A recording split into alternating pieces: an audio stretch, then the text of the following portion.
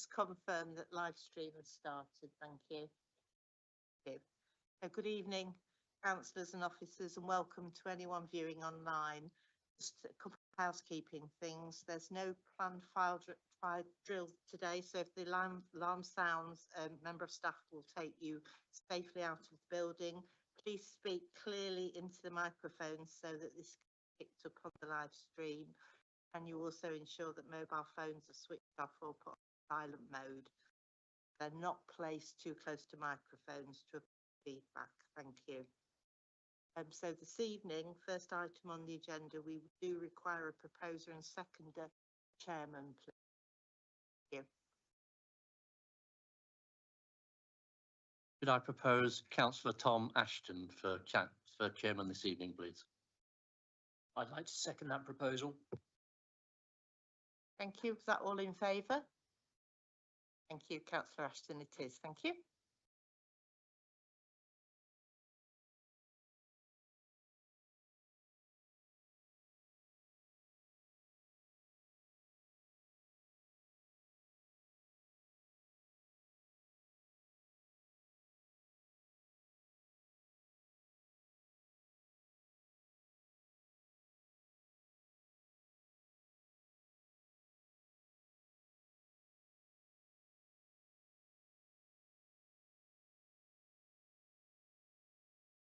Thank you very much, colleagues. Our next item that we have to deal with are apologies for absence, please. Thank you, Chairman. I've received apologies from councillors William Gray, Adam Grist, Craig Leyland and Graham Marsh. Thank you. Thank you very much. And do we have any disclosures of interest? Seeing none, we'll move on to the minutes of the meeting held 7th of May. Are you content that we sign those as a correct record? Have a moved Councillor Kemp, seconded Councillor Devereux. In favour? Thank you. I will take the opportunity to sign those at an appropriate moment, which takes us on to the key decisions for this evening. Item 4 is the update on the plan for neighbourhoods, and I'll hand over to Councillor Kirk, please.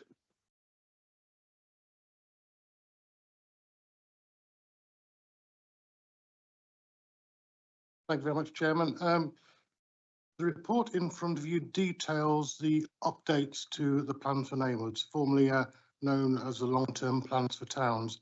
As you recall, this was something that the Conservative government brought in, which was headlined as £2,000 per year for 10 years, a total of £20 million. Our current government has rebranded it, changed slightly the emphasis within what they're trying to achieve, but thankfully the money has remained there. We were all concerned, weren't we, that a new government would have a new broom and sweep many things like this under the carpet, but thankfully the Labour government has honoured the previous commitments of the Conservative government. There is, as I say, a different emphasis, a slightly new way of working. That really isn't the purpose of bringing this report to you today. It really is a matter of just emphasising some work was done before this was rebranded. All that work continues to be of value and continues to go forward. The board has been appointed, and a currently is going through a lot of consultation with the residents and visitors to Skegness to see exactly what they would like to see in this long-term plan. So for the initial first few years, you have to be quite detailed in what your plan contains, but after that, you can be a little bit more vague, but still have your aspirations there. And incidentally, it's not a set £2 million per year. That was a headline before, but there is the opportunity to spend less in the first few years and spend more in the latter as your plans start coming to fruition. But there's quite a few recommendations here that I need to take you through, not least of all, one of the things which is very nice about this pot of money, that it actually comes with sums of money released in what they could term capacity funding. Now, capacity funding is to allow for the formation of that board, to allow for the consultation, etc., etc. So it's not just something that the council has to fund. It is something that capacity funded is granted to that panel, to that board, to actually initiate their consultation, their research and prepare the plan. So that's all very, very useful. Thank you very much for the report author who's written this, and it's really, really well researched, and it is very up to date in as much as a lot of the guidance, a lot of the documentation you're seeing here in front of you, the guidance was only about a couple of weeks ago, and it is still being drip fed in. So there's a possibility that the guidance could change again, particularly if our Rachel needs to find some more money from somewhere, but hopefully this has been ring fenced. So my recommendations to you are, if you would be so kind, is to accept that funding I mentioned, the capacity funding provided by central government to support the development of the new 10-year regeneration plan for Skegness. This is something we need to get done because it has to be submitted by the end of November. So there's quite a bit of work that needs to be done very, very quickly. But November may seem a long way off for a lot of people, but when you have to do intense consultation, which is only right and proper, and then evaluate that to draw the plan, November will come very, very quickly. So that's the first thing, to accept that money.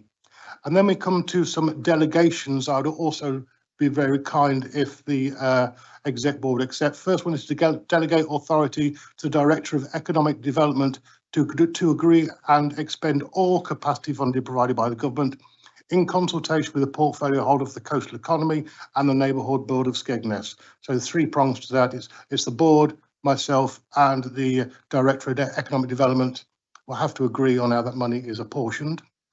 Delegate authority to the Director of Economic Development to approve and enter all of the necessary contractual arrangements to progress the submission of a 10-year regeneration plan and 4-year investment plan for Skegness in consultation with the portfolio of the coastal economy and the neighbourhood board for Skegness. Delegate to the Director of Economic Development in consultation with the interim Director of Finance and portfolio holder of the coastal economy the drawdown of up to £40,000 from the Economic Growth Reserve in order to meet the proposed spend outline at 3.3. And finally, to delegate to the Director of Economic Development in consultation with the interim Director of Finance and portfolio holder, the Economic Coastal Economy, to draw down additional sums from the balance sheet accounting to the 210 to deliver the plan. Now, all of those figures are documented on, first of all, on page 3.3. You will see how that money is looking to be allocated and the 210 balance there. So there is a little bit of a drawdown that we're going to put in place, but we can afford that. It's not an issue to us, but I think it's important that we have enough money to cover all the items that have been allocated, and that will require that drawdown. So that, Chairman, is what I would like to propose to this executive board. Very happy to answer any questions and would be very, very, very pleased if you all seconded it and voted for it so that my officer team can crack on and deliver for the people of Skegness. Thank you. Thank you very much, Councillor Kirk. Clearly, it is a really good thing that this project has survived. A change of government is looking to go forward with strength. It's good to see it continuing. It's good to see that that capacity funding is here. Thank you for a tremendously comprehensive presentation and report. Colleagues, would anyone like to make a contribution to the debate or second the proposal from Councillor Kirk, please? Happy to second that, Mr. Chairman, and to accept obviously the government funding, which will make a significant contribution to some really good projects, which I'm sure will come out of this to be put into the Skegness area, and I'm happy to support. Thank you very much. Would anyone else like to speak on this item?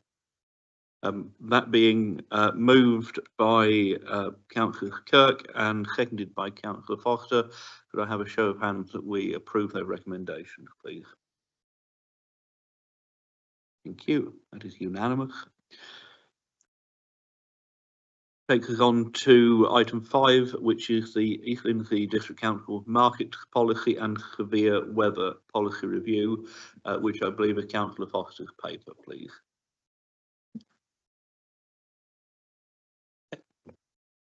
No, it isn't, Mr. Chairman, unfortunately, it's not my paper. But I think Phil's here this evening to take it on. Thank you. Thank you. Thank you, Chair. Yes, I'll present this evening. And the market service covers the council's charter markets in Louth, Horncastle and Spilsby, which last saw a full review of its markets policy back in 2013. This report details the draft new policies for the service as it has evolved, particularly focusing on the ongoing project to replace the redundant bookings and payment system, which is now in the development stages. Following a review of the current East Lindsey markets policy as set out in Appendix 1, the draft revised markets policy set out in Appendix 2 and a new severe weather policies as set out in Appendix 3 have been developed. The policies detail the matters of the council will take into account when undertaking its duty to provide and manage its markets, and they include both responsibilities of the council itself and its expectations of the market traders. The review of the markets policies was undertaken with some extensive research of other local authority markets policies and draws on best practice from them all. A short survey was also conducted with current traders, resulting in 30 completed replies. The report was considered at Overview Committee on the 17th of June 25, with no formal recommendations being made. Any minor amendments discussed have been incorporated into the report as appropriate. Within the draft market policy, some of the principal changes to consider have been noted in section 2.4 of the report and aim to make the policy clearer and as accessible as possible. Notable changes to the policy include a new requirement for traders to provide risk assessments if using their own stalls or equipment upon request, and health and safety inspection details have been added to provide guidance to traders on what markets officer inspection will consist of. Instructions on how to create an account that makes it clear that payment to stand must be made prior to standing. There is also the ability to introduce promotional fees for existing and new specialist markets. Charity stalls now allowed to stand for free once a quarter, and there are new incentives for traders who are returning after an absence of 12 months. Changes have been made to disciplinary procedures with the trader conduct section updated to bring it in line with current issues such as conduct online, where there could be reputational damage to the council, East Lindsey District Council markets or its traders themselves. Holidays have been replaced with non-attendance days at the same amount of 8 days per market. The non-attendance days now run April to March instead of January to December, bringing it in line with other markets within the partnership. Relevant legislation in line with trading standards and relevant law have been added to the policy to ensure traders are aware and to assist with any breaches of policy for market staff. Food hygiene regulations and guidance have been added and currently being reviewed by the environmental health team. As a result of trader feedback, core trading hours have been amended to bring in line with customer behaviour and canopies will remain as a requirement, with traders believing they still have a positive impact for the market. A severe weather policy has also been created, taking guidance from the Met Office, the National Association of British Markets and the Council's own liability insurers.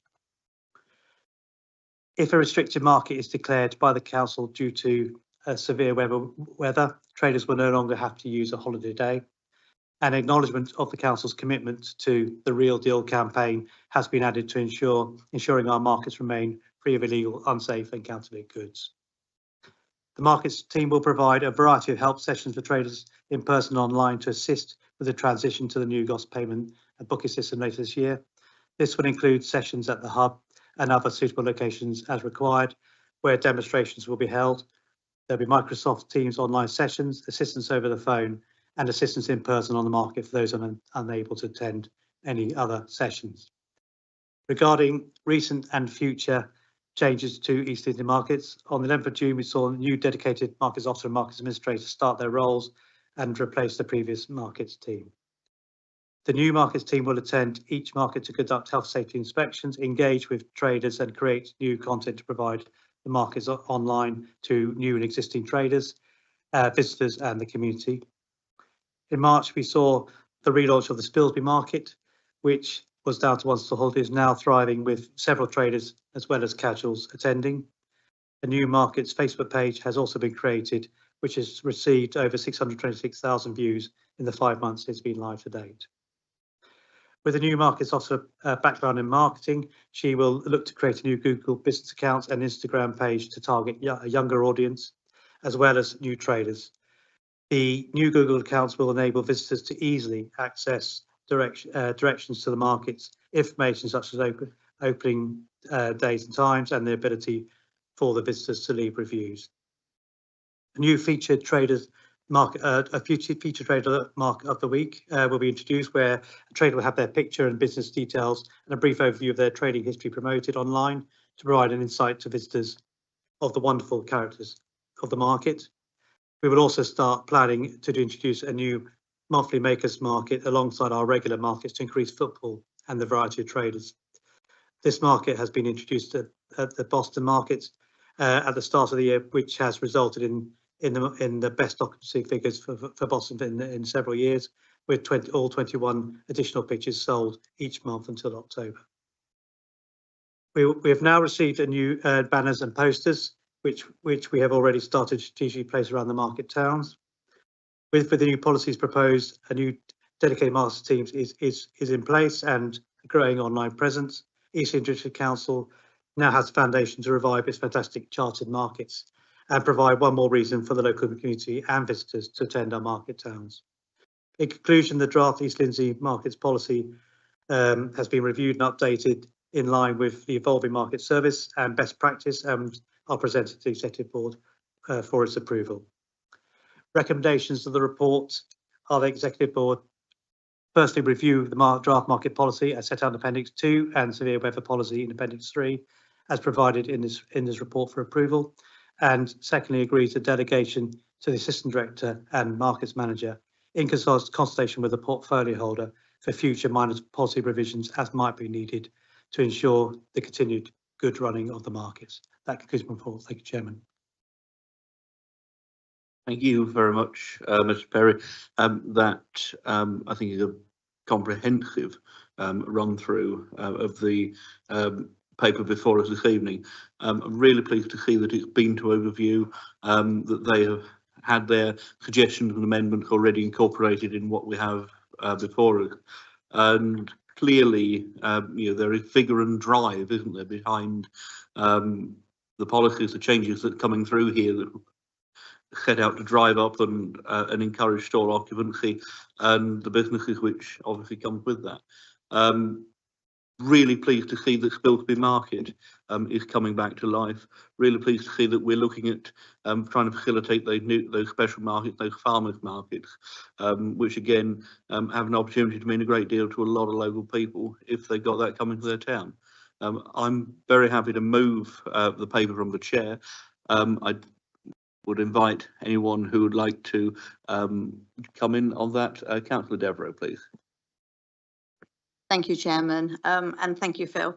Very happy to second. I'm assuming you're proposing, Chairman, in the absence of Adam. I think it's about time. I'm really reassured to hear that we are consulting with our existing market traders. We have these beautiful market towns.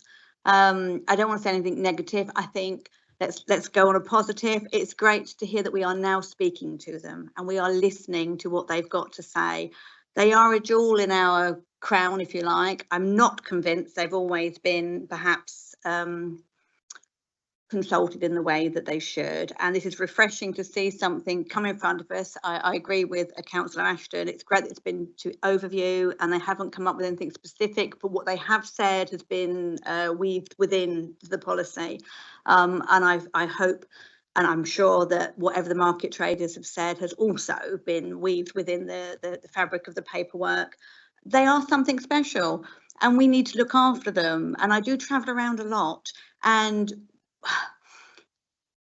I just feel that we could make so much more of our markets. They need the support, they need that help. And if this policy goes some way into helping them move forward, Obviously, we have the teenage market and the farmers market, makers market. The possibilities are endless. But we need to draw them in, but we need to provide support. And with Phil saying that we're going to do sessions at the hub, I think that's great. I think it's no good expecting people to just know everything if we're able to help and guide and support. So yes, I'm very happy to second, and we'll stop waffling. But I think it is long overdue, and I'm very excited to see it in front of us at the moment. Thank you, Chairman.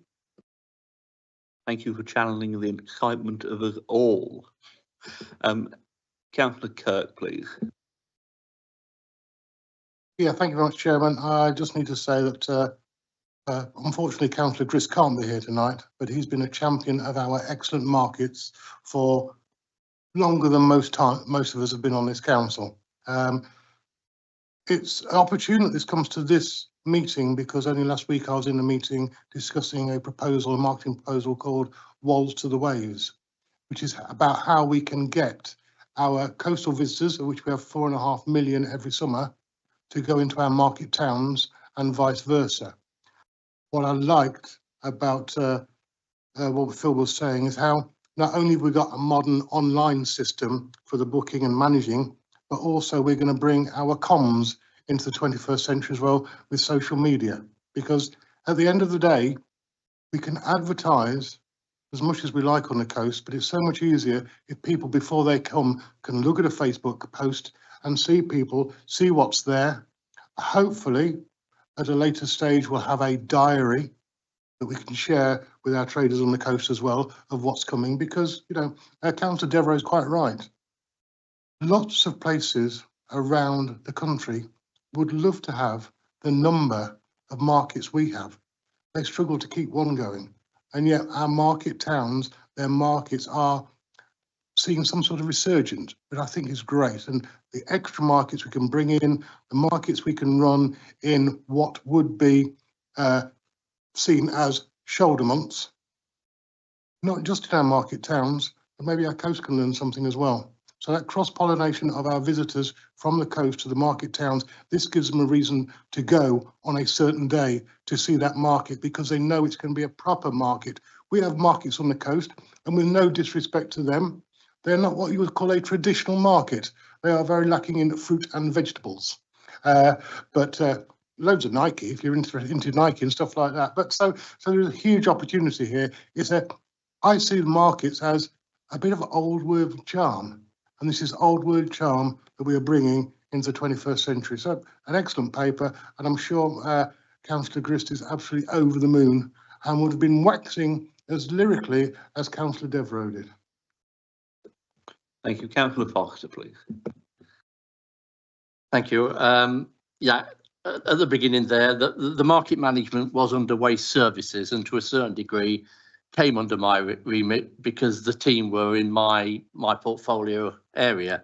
But I'm quite happy that Councillor Kirk has taken this up, and with a new markets manager and updated policies, I'm sure it will give us a clearer direction for markets and stall holders in the future, and it will enable us to continue that tradition that we've had for many years.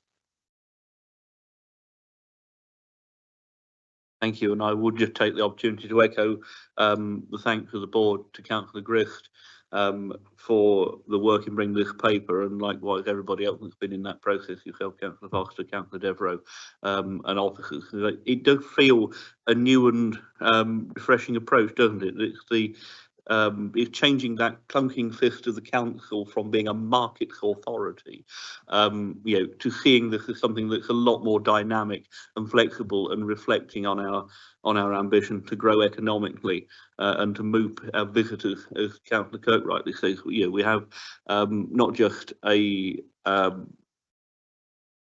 really good number of markets on the go, we have that visitor economy which is local and accessible, actually in a way that other counties simply don't, because if you think Lincolnshire hard to shift around, try going to Whitby and then going anywhere else.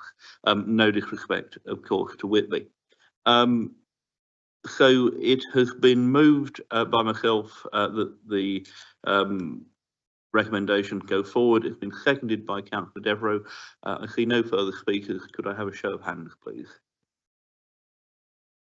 That is unanimous. Thank you very much, colleagues. Which takes us on to item 6, which is the East Lindsey Investment Fund update and approval on allocation of funding. And is this Councillor Kirk, please? Yeah, thank you very much, Chairman. This is yet another good news story that I'm able to bring to you. As you'll recall, we as an executive board approved from our own reserves a whopping £10 million to be put into the East Lindsey Investment Fund in September of 24. That was to make our district as good as it could be. There was various themes that were brought forward, excuse me, and in February 25, the Executive Board approved the allocation of 7.83 million for the 4 themes of activity. This report is actually to seek approval for additional activity under the theme of tourism and events, and seeks approval to move underspend from business support themes to fund these themed activities. So I'll go through the recommendations first, and then I shall talk through the report. It's only just been tabled tonight, so none of you will have had a chance to read it. So I'll take you through the headlines. So the recommendations are: approve moving £150,000 from business support themes to tourism and event themes. Recommendation 2, approve £55,000 support grant to Lincolnshire Police to create a multi-agency hub on the foreshore of Mablethorpe, and delegate the authority to the Director of Economic Development to sign the grant funding agreement.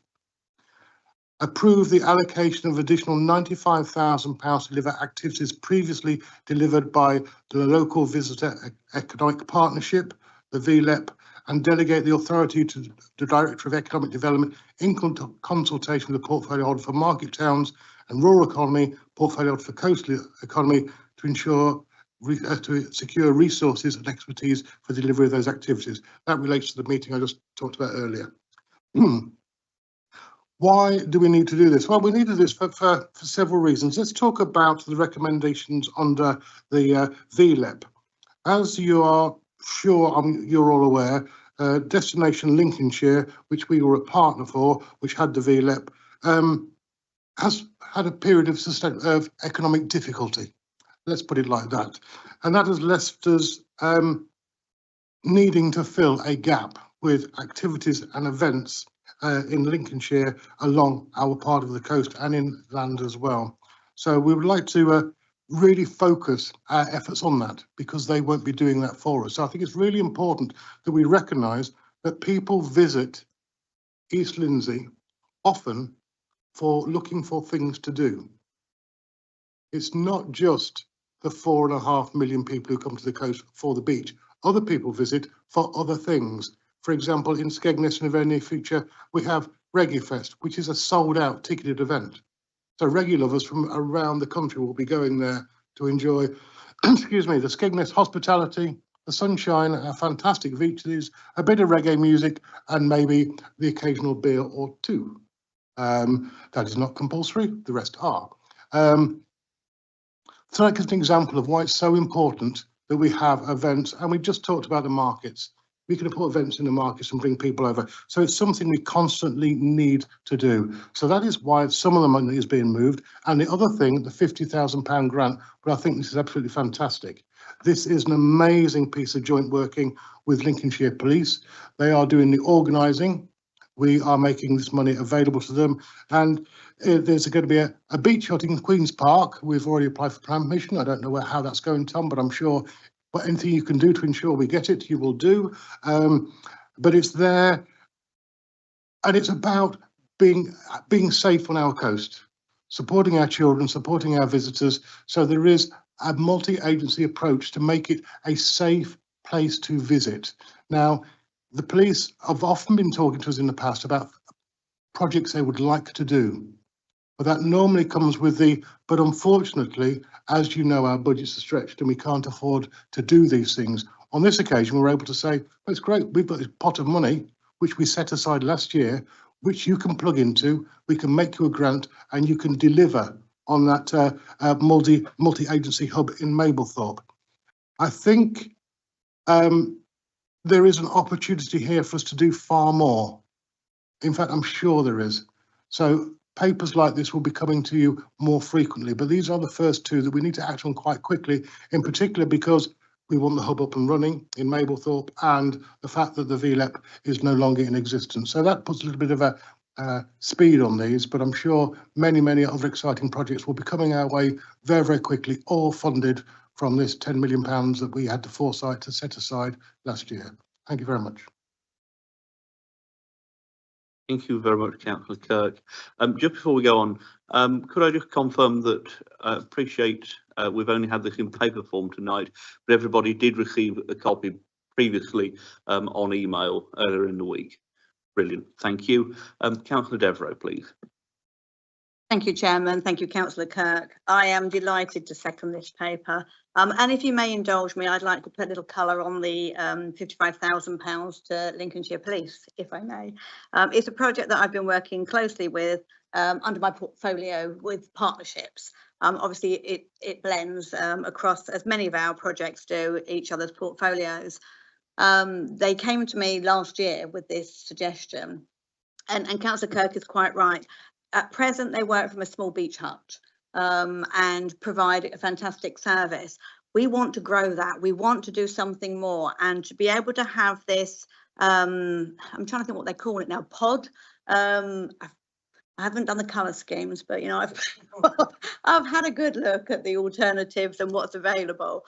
That will be a permanent structure with planning permission, of course, that will be a multi-agency use. And we know how valuable our hubs have been via COVID in our towns and our villages across East Lindsey. This will be something of that ilk with regards to a hub, but it will have, as Councillor Kirk quite rightly says, the undercurrent, excuse the pun, will be safety, but it will be awareness. And we have got partnering agencies that are clamouring to get involved with us. This is a fantastic piece of project working that is partnership, which is what we should be doing as a district council, working with our police, working with trading standards, working with Coast Watch, working with any agency that is there to provide support and assistance to our residents. It's what we are all about. It's why we stood for election in the first place, because we want to make things better for our residents. And I know I'm waxing lyrical, but I'm excited by this project. I think it's going to be a real feather in our cap. Absolutely, we won't have the running side of it, but we can provide that financial assistance to be able to see it come to fruition in a way that will really help our residents and our visitors, and it will be multi-use. So, and I'm promised that I wouldn't go on, and I spoke to the police earlier today and said, I promise I won't waffle, and you all know me too well, you know I'm going to waffle, but I'm excited by this. This is what partnership working is all about, and this is what we should be doing and supporting. So I am delighted to second this paper. Thank you, Councillor Kirk, and I promise I will now take breath and be quiet for a wee while. Thank you. Thank you very much, Councillor Devereux. It's great, isn't it, to have such enthusiasm infecting our executive board, and not just that, but the work and everything that's going on out there on behalf of the council. And I completely agree with your point. You know, other people can run this stuff on the ground. It doesn't need the council to try and do everything. It's through those partnerships that it delivers all that better. Councillor Kemp. As excited as I am, I often have to be the prudent person in the room with the finance hat on. Unfortunately for me, when it comes to a proposition like this, when we can see the benefits, we can measure the effect that we will have to benefit the local community, it appears that luckily we have the enthusiasm coupled with the prudence of what we're doing. The benefit of the investment will be seen for the foreseeable future for that community. And I think it's a fine example of how we can make maximum use of the funds we have available to enhance the projects of others, be it the policing. If somebody comes to us with a proposition like this that we can make happen through a very reasonable amount of money that will provide a benefit to our communities, we'd be foolish not to use the money wisely. Thank you very much, and well said, Councillor Kemp. Does anyone else wish to come in on this? In which case, it is moved by Councillor Kirk and seconded with added enthusiasm from Councillor Devereux, and the recommendations on supplementary papers, pages 1 and 2, are approved. Can I have a show of hands, please? It is unanimously and enthusiastically approved. Thank you very much. Which takes us on to item 7, which is the Belchford and Fullerby Neighbourhood Plan, which is pages 73 to 94 of our substantive agenda. We have Greg joining us on the online, and I think I see Kay as well to support us with this. This is principally paper through my own portfolio, and as it says there, the report considers the modification recommended in the report by the examiner from that Belchford and Fullerby neighbourhood plan. And the recommendations as set out are that the examiner's recommended modifications in respect of the Belchford and Fullerby neighbourhood plan are accepted, with the exception of the recommendation on policy BF3, protected local green spaces, as it relates to the removal of Site 1, the land to the rear of the Bluebell Inn.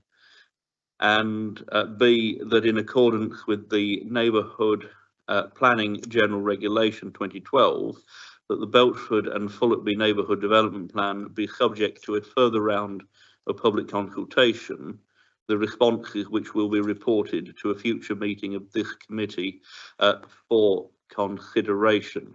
Now, colleagues, first of all, I think it's beholden to say once again a huge well done to Belchford and Fullerby as a parish council for getting a neighbourhood plan to this stage. It is no mean feat for any community of whatever size to achieve that, and for a relatively small parish council, small parish, small area to do one is a remarkable achievement. You may well be familiar from we've talked about this issue before. The crux of this matter is the piece of land at the back of the Bluebell Inn, which is immeasurably important to the community in Belchford. It contributes significantly to the layout, the feeling, the fabric, the setting of that community. And as part of the neighbourhood plan process, where communities have that opportunity to define where development goes and to an extent where it doesn't, and that's not saying no to development, that's saying if we're going to do development, we're going to do it here and not there, then that is a process which reason and common sense would suggest that if a community feels a parcel of land is particularly dear to it, and the policy criteria for designating land as that kind of open space is essentially that. It has to be demonstrated as being land which is of particular and special interest to that community. The feeling in this case is that this piece of land is, and sadly that wasn't picked up in the inspector's original report, and the inspector was had requested that that piece of land is taken out of that protected space designation, which would allow it in theory, if not necessarily in practice, to come forward for housing development. There has been previous applications on that site which have been refused for various reasons. So it's not an absolute certain that if this land wasn't designated as requested, then it would be built on, but this designation gives it that further protection that the community is asking for. And in the view of the Planning Policy Committee, who reviewed this decision last week, they would very much like to see every effort made to have this designation upheld as part of that neighbourhood plan. Comes to us as the executive board to make that decision, but I would as portfolio holder, like to move those recommendations. I'm happy to invite Greg if there is anything, or Kay if there is anything that I have omitted to mention before I open it up. Thank you, Chair. Yeah, I was just would like just to add to the Chair's description of why we would like this recommendation to be upheld. It is intrinsic that this piece of land is intrinsic in terms of the historical nature and characteristic and settlement pattern of the village. It's also within the area of the Lincolnshire Wolds management plan as well. So that's the principles and the objectives of that plan are to consider protecting sort of open space of this type and protection of the characteristics of individual settlements within the area. There's another document that we refer to in there, which is the Rights of Way Act, so which also considers the Countryside Rights of Way Act, which also considers the accessibility to this type of land as well. So there's various documentation that we've used in the report to sort of substantiate the requirement to withhold that piece, to retain that piece of land for protection. And just reiterating the Chair's point again about, it's affording that extra layer of protection. There have been several applications that have been refused on the site, obviously for planning application merits. They've been refused on specific merits from the development, but this will afford that protection going forward in perpetuity. So yeah, that's more or less what I'd really like to say. Thank you. Thank you very much, Greg. That's much appreciated. And I mean, just to reinforce, I think it's set out quite clearly at 2.7 on page 75 that local green space designation should only be used where the green space is in reasonable close proximity to the community itself. Well, it obviously is, it's right there in the middle. B, that it is demonstrably special to a local community and holds a particular local significance. For example, its beauty, historical significance, recreation value, tranquility or richness of its wildlife. And again, I think this is where the key to doing that little bit of extra consultation, just to firm up that evidence base that it is demonstrably special to the local community, and obviously see their local in character and not an extensive tract of land, and it isn't. It's confined on practically all sides by the village and by the village pub. So would someone be so kind as to second me, or would anyone like to speak to the item, please? Councillor Devereux. I know, I can hear you sighing. It's me again. I'm very happy to second this. I do appreciate how much work goes into these plans. As you'll be aware, one that I've been involved in the past, different village, town, whatever.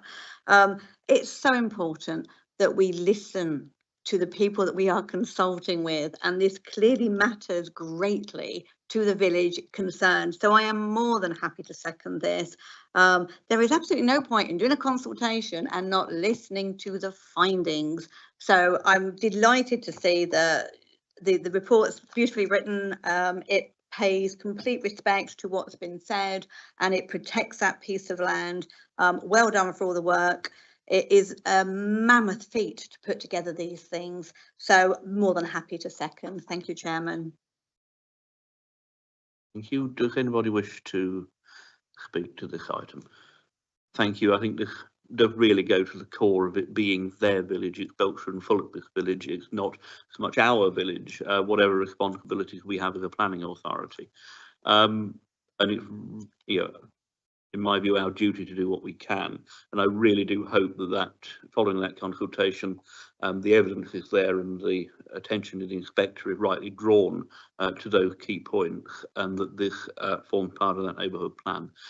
So it is moved and seconded for those recommendations that I have outlined. Have a show of hands, please. Thank you very much. That is again unanimous.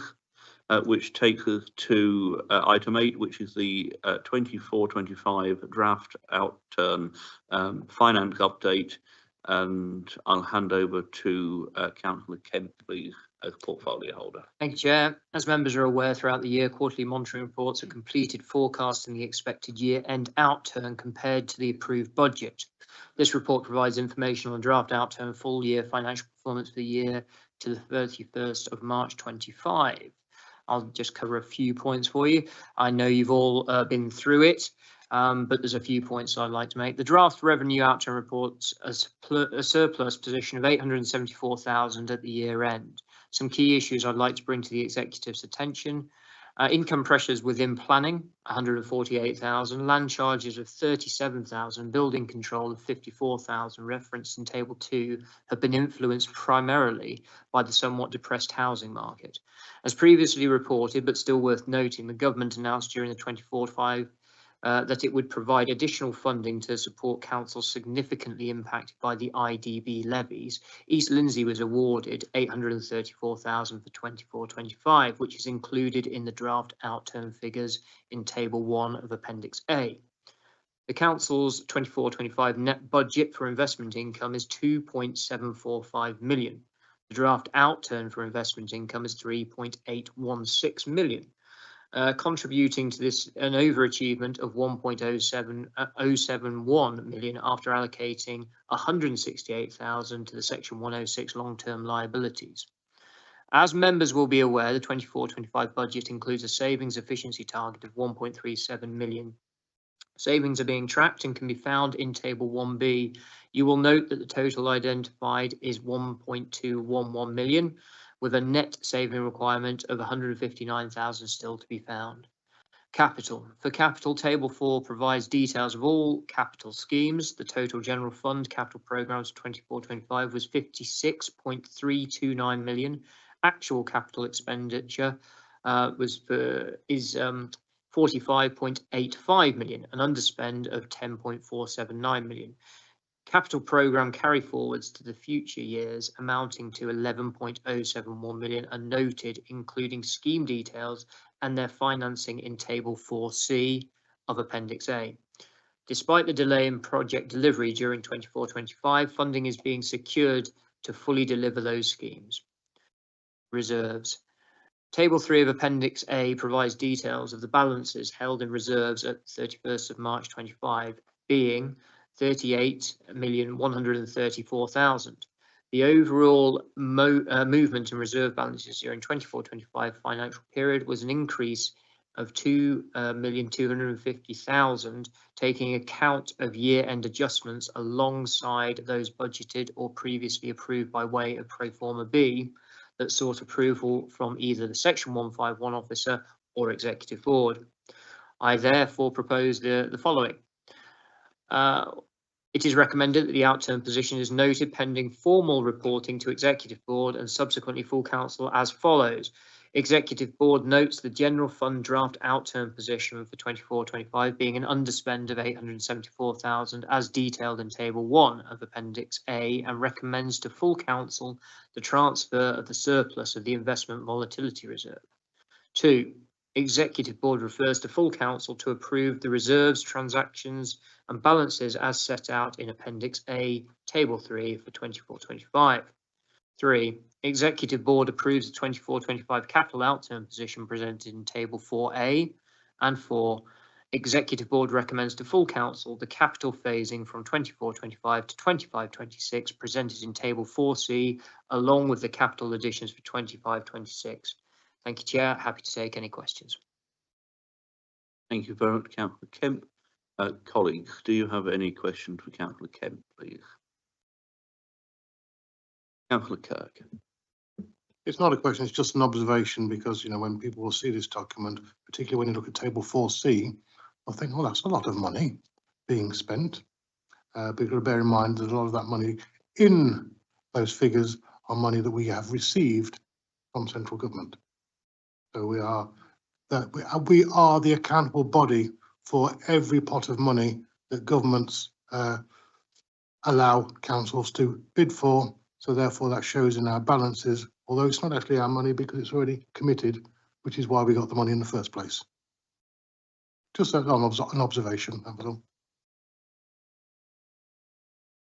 Thank you. And it is again refreshing that the government continues annually to meet a useful chunk of our internal drainage board costs. And I can only hope that an agreement is reached at some point which makes that properly annual and properly permanent.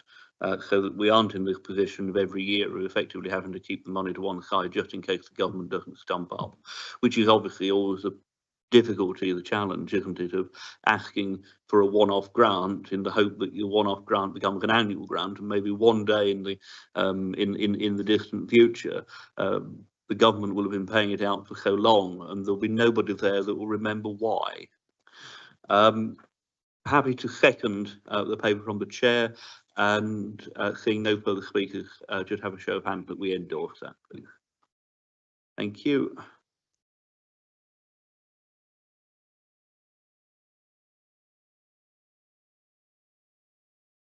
And that takes us on to item 9, which is the Q4 performance and risk report. And again, Councillor Kent, please.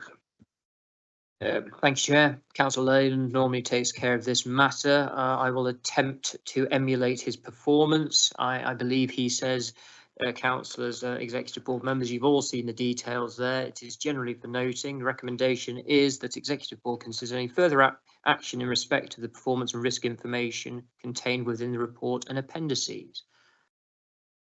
And I think that's how we leave it normally. Beautifully done, Councillor Kemp. That is just for noting, so no vote is required, but does anyone have anything they'd like to pick up on that item? No, thank you very much. That takes us to item 10, which is the appointment to outside bodies and to consider the appointment of representatives to the various outside bodies within the remit of the executive board as required by the council's constitution. This is, of course, covered on pages 179 to 184 of your papers this evening. Let me just catch up with the relevant page of my papers.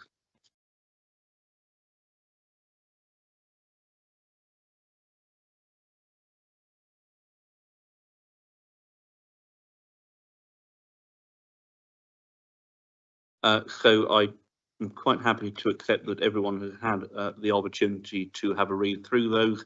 There are one or two people coming on to do roles where there have previously been vacancies, but much of it is familiar to you. Just noticing that there are still a couple of vacancies on those sheets, which we have, I'm sure, the opportunity to fill as opportunities arise or volunteers come forward. I'm happy to move that paper that those people as listed are appointed to those positions and outside bodies as listed. I would look for a seconder and anybody who'd like to contribute. Happy to second, Chair. Anybody else would like to come forward with anything, in which case I'm happy to take that as moved and seconded and a show of hands, please. Thank you very much. Which takes us neatly on to the date of the next meeting, which is Wednesday, the 24th of September this year. And I'm very pleased to say that we have been concluded in modest time. Thank you very much for your patience and your indulgence, and I shall declare the meeting closed and wield the gavel appropriately.